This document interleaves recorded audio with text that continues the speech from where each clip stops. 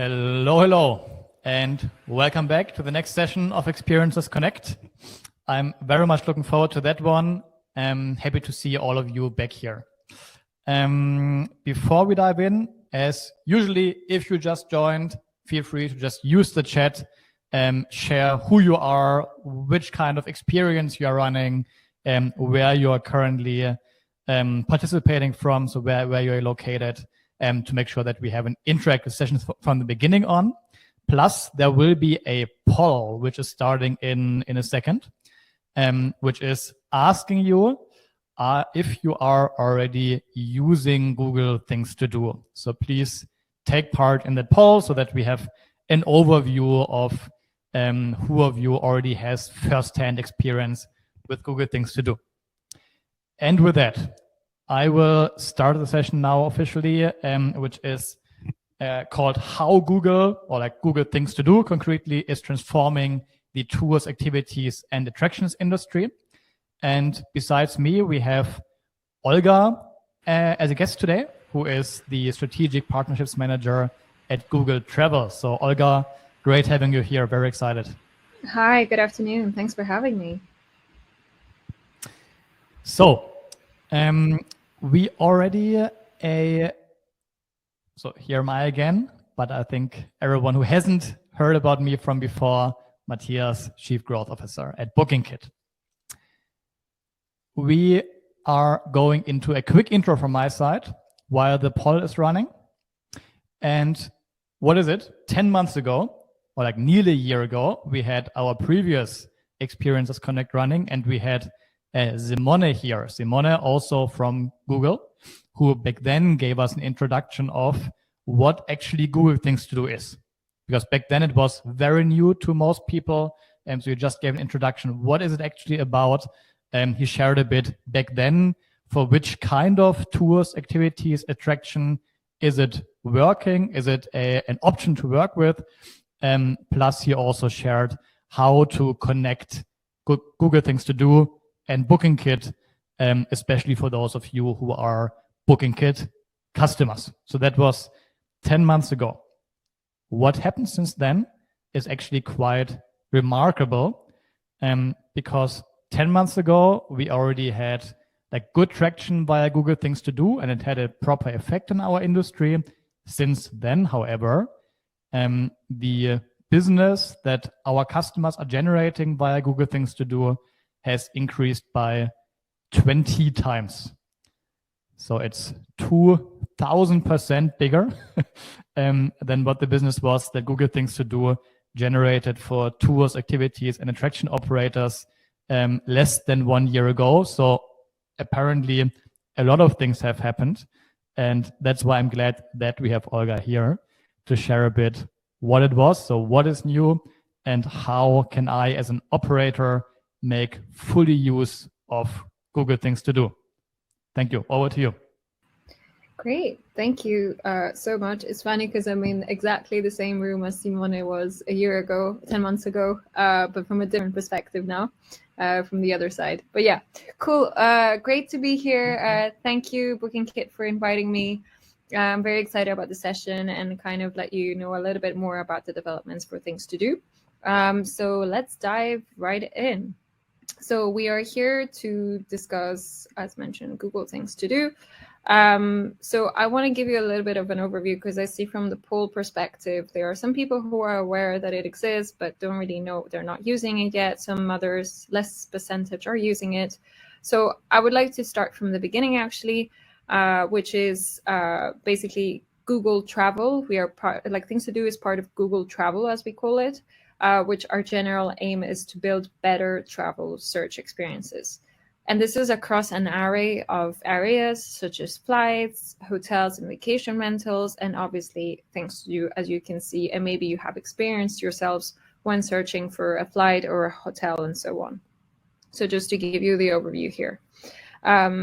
Many of you may have heard of Google's overall mission. It's to organize the world's information and make it universally accessible and useful to the world.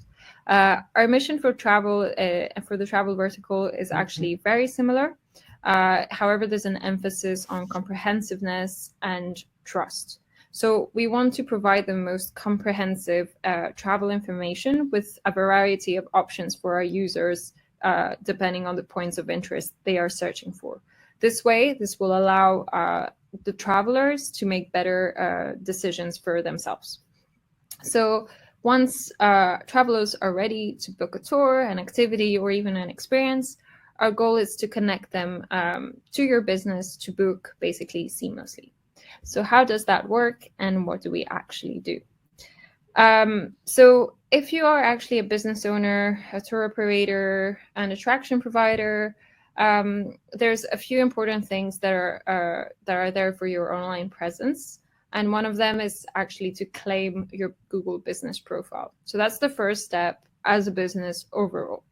Once you've done that step, this will enable actually potential customers to communicate directly to you, with you on Google, and it will allow you easily to upload pictures, reviews, and so on, and interact with that audience. This way, this Google business profile, and the reason why I mention it, is actually vital in order for users to be able to discover your business and end up in your page. Because if you think of a query that a user does is usually to end up on the things to do area, it's basically queries like things to do in New York. But it can also be a query like bike tours in near me. But it can also include a combination of the activity and the place, so like wine tours in Napa. So all of these would actually trigger potentially your business if relevant with the specific things to do play sheet that we have. So we've witnessed actually tremendous growth, and I think since the last 10 months we did this session, there has been like a great increase in searches over things like things to do. Especially the pandemic was very important for us. People were searching for ways to do unique things basically during that time. So during the pandemic, we also experienced a query growth of over 100% year on year. So this makes it increasingly important for us to focus on making basically Google more useful, not only to users, but also for our partners when they're seeking things to do. And this is for travelers, especially, which are not only coming from abroad, but it could also be travels that are in the pre-planning phase, or travel, even local traveling experiences that we want to offer to our users. So what is it exactly? How does it work?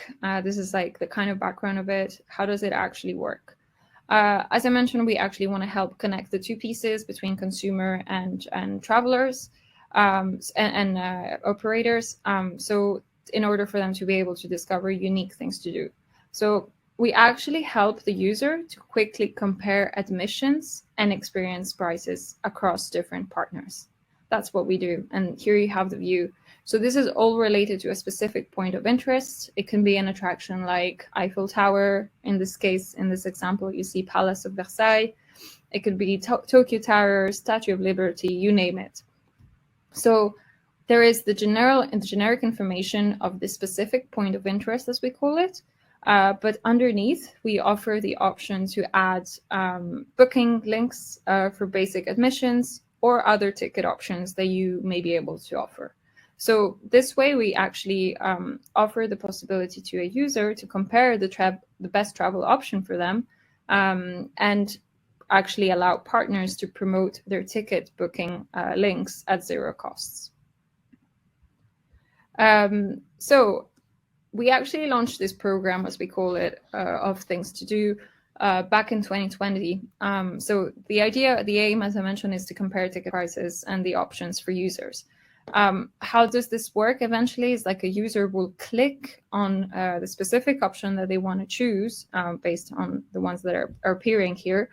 And then this will be directed to the partner website, which actually will not charge the partner anything. It will be, as we call it, a free listing. Since we've launched, we actually added an experiences section, which I'm going to talk about in a second and show you the differences between them. So we have different options, and we also launched on Google Maps. So now when a user is actually seamlessly looking for something on their mobile when they are in location, or even before in the planning phase, for example, they can actually have the same results as you see here, the ticket options within the Google Maps search as well. So this is actually a great component that we have added to our overall experiences. And this actually drives even more high quality traffic and referrals to the specific businesses. This allows like Things to Do. The aim of it is to reach millions of people. This is based on like the related searches that are done on Google each day, but it also allows partners like yourselves to highlight tours, attractions, and also activities across Google. So it's actually a great way to integrate both parties and build compelling experiences for our users and travelers. How does it actually look? Because this is all the back end and generic information, but how does it actually look and how does it actually work? So when you come on Google and you search, for example, in a specific case for Palace of Versailles, you have what we call the Palace of Versailles top unit is an attraction play sheet. That's the general information of the point of interest. This is something that the user will see anyway, especially when it comes to an attraction. Underneath that, we have something that we call an admissions booking module. So this is where the options appear for the user. These are the free options for the user and the booking links, as we call them, for the specific admissions. Usually what appears at the top is the official site. And then underneath that is what is listed by specific partners is also similar options or for admission tickets or something extra as we have underneath, which is the experiences unit, as you see right under the admission, which will actually offer more elaborate ticket options, which can include guided tours, which can include something extra basically. And it becomes more of like an immersive unit, let's call it. Like it's a little bit more visual, as you can see here. There's the images and ratings and so on of this specific experience, as we call it. So it's other ticket options, let's say more elaborate ticket options, as we call experiences. As I mentioned here, like I talk a lot about the point of interest, but it's important for you to understand why what the point of interest is and what we define it. It's actually a specific, it ties specifically to an address and to something that we consider that has a touristic or a traveling, let's say, query behind it. So things like Eiffel Tower, as I mentioned, or Palace of Versailles will actually trigger because it's a point of interest that is eligible for travelers. However, like Olga's sandwich shop is not relevant here. So this will not trigger like things to do, the specific play sheets for things to do. So we actually are also something that I want to talk about, which is coming very soon, is what we call the tour operator booking module. So what we have currently live is, you see here on the left and on your mobile experience, is like you will have the specific options for tour operators, specific tour operators in Rome. What we want to do is make it more specific, more immersive, more rich content type of experience for our users and travelers, where they will see more images, but then also be able to book specific tour operators. So when somebody searches for a specific tour operator, then the options that they offer, like the official admission ticket that we saw before, it will be something similar for the tour operator. So this is very important, and the reason why I started off this session with the Google Business Profile is because since we're moving to more like tour operator options, your business profile is what ties to all of this. So the more updated information you have on there, the more relevant it becomes to the user for you to appear and on these relevant queries that may trigger the tour operator booking module. What's very important here as well for tour operators, eventually it will be that it will link the landing page. So the tour operator will appear here. Then they click on Olga's bike tours, for example. Once that's linked and directed to the landing page for as a click, then the tour operator needs to be mentioned again, even if that link comes from an OTA or somebody else. Like the link, the tour operator name will have to be specifically named on the landing page. So that way you get even more traffic and people will know more of your name. So what can you do, and how can you actually add yourself here? So here it's very important to remember that you have to actually contact your connectivity provider. In this case, it would be bookingkit, and it's something that they will help you and guide you through the process of optimizing and uploading your feed with the specific requirements that we have. It's important to follow the instructions because we have obviously limitations on what we can offer and what we cannot offer. So it's important here that you work in close collaboration with your connectivity provider. As I mentioned, there are some restrictions here that we have. So obviously, we want to be a continued trusted place for our users to make decisions when it comes to travel planning. So that's why we have some strict policies around it, and especially around inventory that is eligible, that we qualify as eligible. So right now, unfortunately, there are some options we cannot support, and it's important for you to know when you send those options to bookingkit, for example. It would be things like transit-specific activities, like an airport pickup or a spa service or whatever. Rental cars, unfortunately, at this point are not permitted, including things like ticket events for one-time events, like a sports event happening or so on. These are actually not supported at the moment. Another thing we do not support, and which was very popular due to COVID, was virtual experiences. This is not supported from the perspective of unless the user is in the specific location. So say they already have an admission ticket to the Eiffel Tower and a virtual experience is offered in the Eiffel Tower when they are there, that's okay. But we do not offer only the virtual experience of the Eiffel Tower without the user being present in the point of interest. Things that are not included as well, things like multi-day tours or hotel stays and so on, or restaurant coupons and stuff like that, unfortunately at this stage are not supported, but it's actually in fact something that we are working and looking at to resolve some of these options, because we know it would provide the better experience for our users and travelers.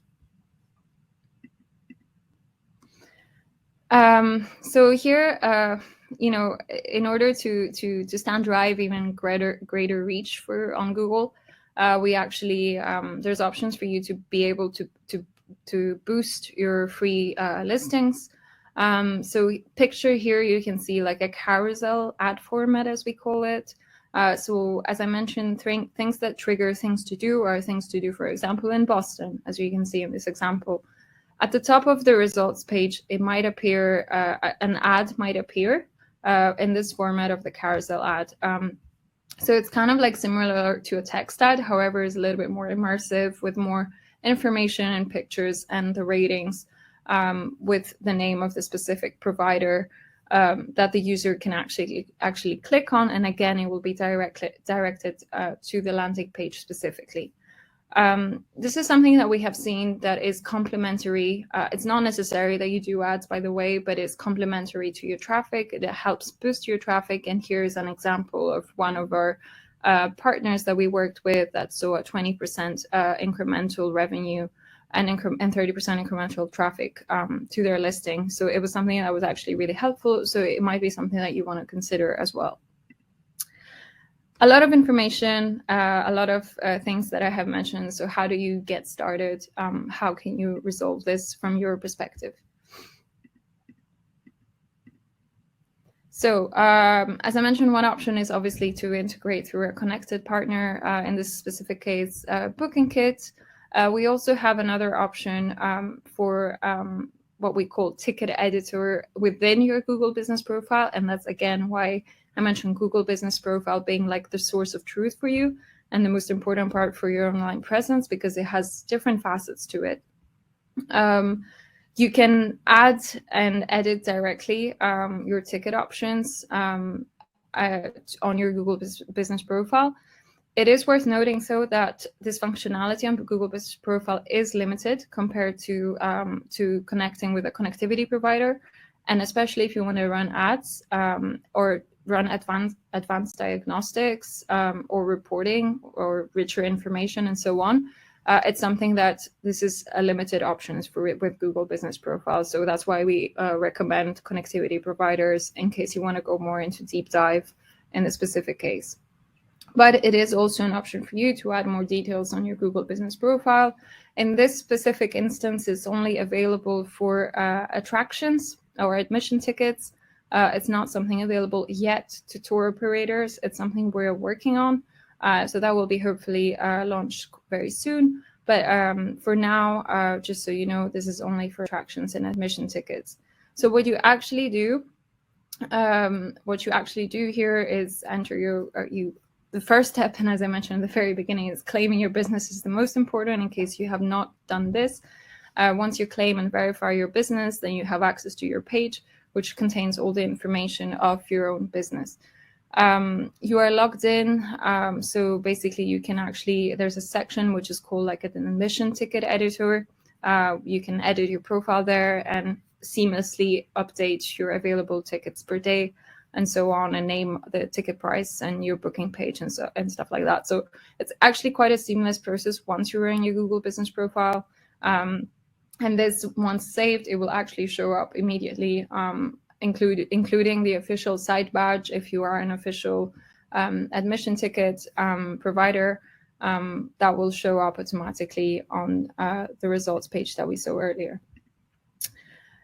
Some best practices that we actually advise that you also work with your connectivity provider. It's definitely the specifics of it. So there's a few things needed in order to have like a good listing, as we call it. A high quality picture is very highly preferable. So work on your pictures, on your good quality pictures. In addition, adding any kind of form of ratings, that information actually helps user to understand how good is your tour, finding more information and reviews on what is included in the tour and so on. That's actually a really helpful feature for the users. We actually advise on a concise product title. Sometimes the more elaborate product titles, unfortunately, the user gets a bit lost. So it's important to be concise and specific as you can, obviously, in your titles.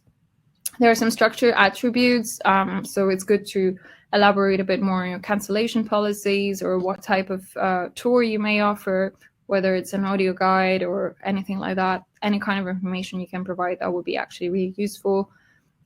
Make the product description brief and work on some other text features. That could be the highlights, what's excluded, what's included, and so on. So there's different options here, especially for the experiences unit, as we call it, which is a little bit more elaborate.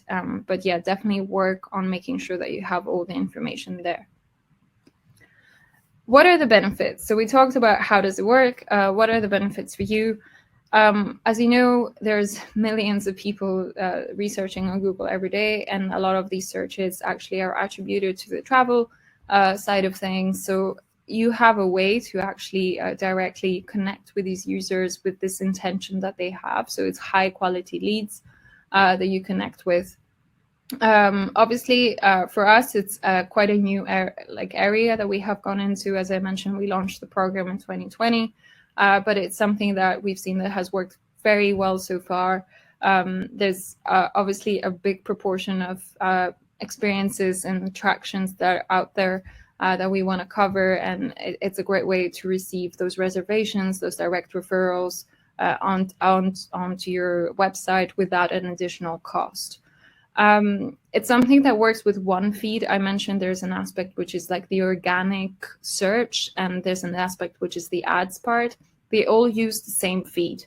So you can actually, with the same feed that your connectivity provider can help you with, is actually something that can be used on the ads front as well. It's something that I mentioned as before, it's free. It actually boosts your direct traffic. It relates to specific points of interest and attractions. So it's very related, like all the queries happening are very relevant in this case. Obviously, we're looking to expand into new formats, especially for tour operators. It's something that we are very highly anticipating for this year. So hopefully I will be able to share something more concrete next time. But For tour operators, yes, it will be the same kind of options, a specific admission model for tour operators, and then you can also at some point be able to edit your admissions there for tour operators within your Google Business profile as well. So yeah, so that's all from my side. Thank you so much for your attention. I hope this was useful for you to understand a little bit more about the overview of things to do, and I'll hand it back to you. Awesome. Great, compact overview of everything that operators in this space need to know. Thank you very much. There are many questions which popped up while we were speaking. There are also some questions which we collected before the session even. So we probably won't get to all of them. We will try though, maybe later, even like when I will share a bit more from bookingkit side on this, but also maybe afterwards directly with our service team to reach out to you. Just looking at the poll that we have started at the beginning, 15% of you have said that you didn't know about Google Things to Do and what it actually is. So I believe, I hope, already these 15% we were able to address and share with them what Google Things to Do is all about. Then 39% said, no, but I'm aware that it exists. So the question is, what is holding you back? Either you don't believe in the effect it could have. On that, I just want to stress again what I mentioned at the beginning, that we saw like a real big progress of the impact that Google Things to Do has on our customers' businesses. So it's definitely a lot of potential in working with Google Things to Do and really using this opportunity. I could imagine that some of you were at least so far not sure, is my business actually eligible for working with Google Things to Do? Do I have the chance to do that? And with that, just I want to reassure with Olga you, if you could maybe share for which kind of tours, activities, attractions is Google Things to Do currently working, just as a summary basically, and maybe also you have something like to share for whom does it especially work, like is it working the most for a tour guide in Rome, for a museum in Berlin, for a water activity on the countryside? If you have any of this to share, of course, I guess that would be exciting for people. Yeah, thanks for the question. So right now, if you are like an admission, so as I mentioned, we have the points of interest. The points of interest is the most important link between you and triggering Things to Do. That point of interest must have a travel intent behind it. So things like, as I mentioned, big points of interest in Rome is the Colosseum and so on. So these would actually trigger Things to Do. So in this case, if you offer tickets or tours around this, then that will actually, you will be eligible to show up. You would also be eligible to show up if you offer something more extensive. So if you offer like a guided tour of Rome, which includes also showing the points of interest of Colosseum, for example, so you can link the two, that you would be able to offer under the experiences unit, as we call it. What we cannot do right now, which will be eligible very soon, is things specific to the tour operator. So say Olga's bike tours under my business profile as an Olga's bike tour, then I will not be able to show immediately my options. But that will eventually be available as well for tour operators to show all your options under your Google Business profile as well. Thanks. That's helpful. Then one more question which I saw is, you talked about the ads format. And the question is basically, how can I, as an operator based in Europe in this case, make use of this new ads format? So anyone can make use of this ads format. What you do is, as I mentioned, basically there's one feed that works both for ads and organic, as we call it.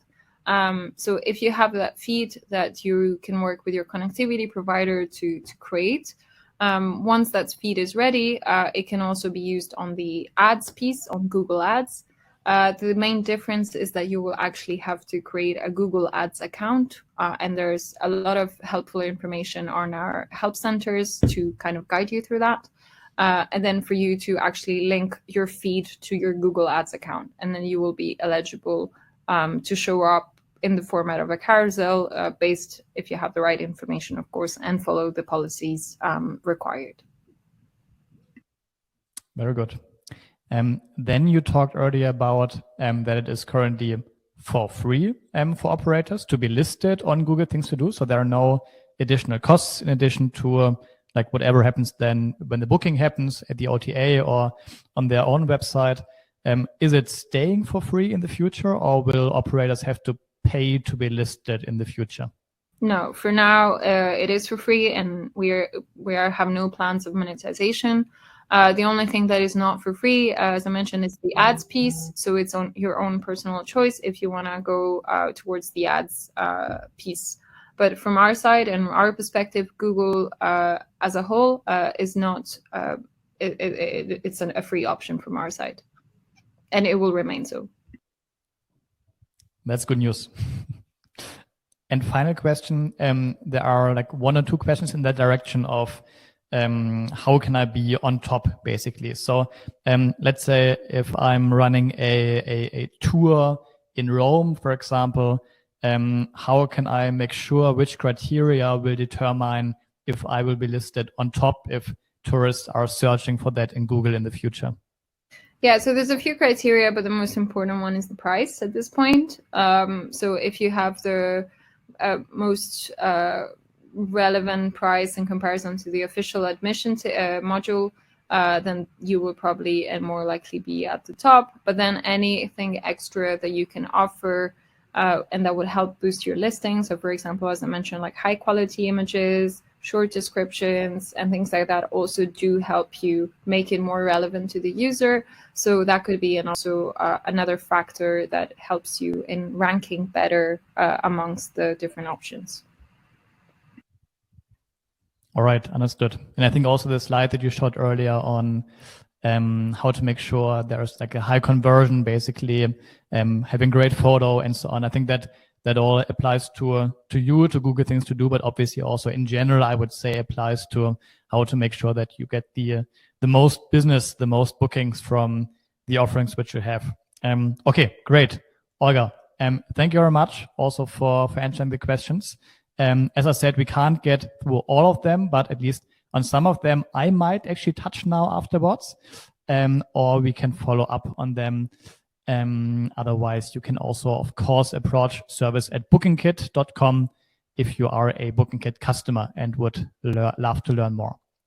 One more thing I wanted to share is, and there are one or two questions in that direction, how does the setup actually work with BookingKit? So if you are a customer already, or if you are planning to be a customer, this is how actually it works very practically.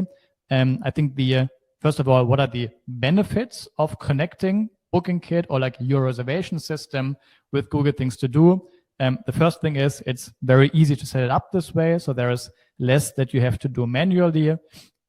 Plus the benefit is that all of your sales sources are, of course, like in one system. So whether the booking is generated via Google Things to Do, via Viator, Get Your Guide, and so on, all of that is in one system. There also was the question from Hans-Jörg on how to make sure that ticket codes will be able to be scanned. That is, of course, also synchronized. So with that, you can also make sure that just your usual process on site for scanning tickets will also apply. And the third thing is that automatically, like your experiences are synchronized, the pricing, the booking links, and so on. All of that is done if you connect Google Things to Do as a BookingKit customer, basically, or like as a system that is working with Google Things to Do directly. And what you want to ensure basically is that you that your experiences show up on all the different surfaces that Google has, right? So on admission, on experiences, but also on Google Maps, like all of these surfaces where actually your end customers are, you want to make sure that you have visibility. So how to do it? Basically, there is one area in BookingKit Reach, it's called, that is called Google Things to Do. So there you can do everything in this one place. It looks beautifully, as you can see here. And there are 3 requirements which have to be met. First one, you have to be bookable online. So also it can't be on reservation only. So actually it has to be possible to directly buy a ticket to your attraction or to book your tour directly.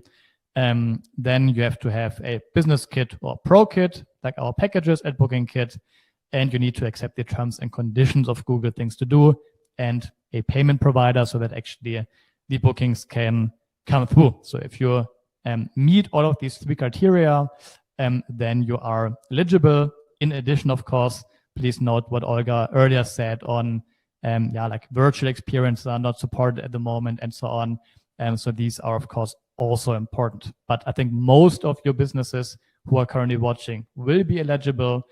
So what you need to do then is, after checking this, basically just activating the channel Google Things to Do in BookingKit Reach, and then going to the point of interest that you would like to connect to. So as Olga pointed out, a point of interest is very important, also because that's what obviously tourists or your potential guests or customers are searching for. If you are running this point of interest, so for example, the museum, for example, that is a point of interest, make sure that you set it as official ticket. So you are the official ticket seller for this point of interest. Even if not, and for example, like you are running a tour business, then make sure that you enter your experience name and select the pictures which you want to be shown to the end customers, and then select the experiences for the point of interest that you would like to sell. So you can just click Add to Google, and then also you have the choice of selecting if you want to guide the end customers when they click on like the official ticket tag, like in the point of interest, if you want to direct them to your website or like to a specific web page which you are linking, or if you want to select the BookingKit widget, so to make sure that end customers who click on buy a ticket directly land in the purchasing process, which is operated by BookingKit.